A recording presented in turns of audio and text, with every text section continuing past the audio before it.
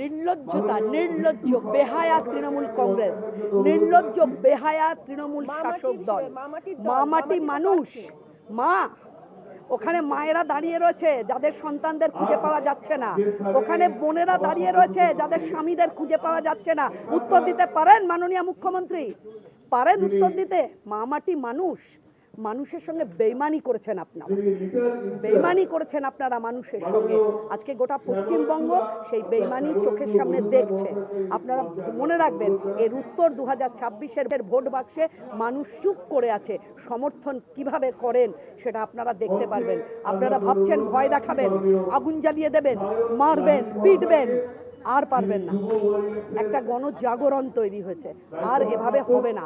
তাই যেটা সব থেকে বেশি যে জানে তার নাম মাননীয় মুখ্যমন্ত্রী মমতা বন্দ্যোপাধ্যায়। সরস্বতী পুজো হলো না, বিভিন্ন জায়গায় সরস্বতী পুজো হয়নি। যার একটা কারণ হচ্ছে যে কোথাও কোথাও মেজরিটি হচ্ছে মুসলমান, তাই জন্য সেখানে হিন্দু কমিউনিটি। না না, এসব কথার কোনো জায়গা নেই। এটা পশ্চিমবঙ্গ, এটা হিন্দুদের হোমল্যান্ড।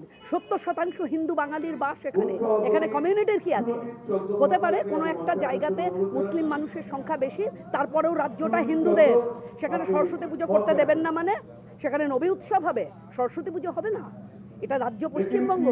এখানে কালী মায়ের মূর্তি ভেঙে দেওয়া হচ্ছে, দুর্গা পুজো করবার জন্য স্পেশাল পারমিশন লাগছে, ভাসানের জন্য কোর্টে যেতে হচ্ছে।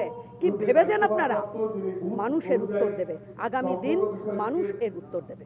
15 মিনিটে উনি ফাইল নিতে চলে যাচ্ছেন প্রদীপ জৈনের বাড়িতে, কিন্তু না না, ওটা তো আলাদা। ওখানে তো ভাইপোকে বাঁচাতে হবে। বাবা, পরিবারকে বাঁচানোর দায় উনি ভুলে গেলেন এই কথাটা, যে এই যে উনি প্রদীপ জৈনের বাড়ি চলে যাওয়া একজন মুখ্যমন্ত্রী হিসেবে, এটা যে কত লজ্জার। মুখ্যমন্ত্রী যেখানে ডক্টর বিধান রায় বসতেন, সেই সিট, সেই আসন, বলা হচ্ছে কখনো ইতিহাসে এরকম ঘটনা কখনো ঘটেনি। এবং এর শাস্তিও আমার বিশ্বাস আছে পরিকাঠামোর উপর, প্রশাসনের উপর, আমার বিশ্বাস আছে আইনের উপর। এর শাস্তি উনি পাবেন।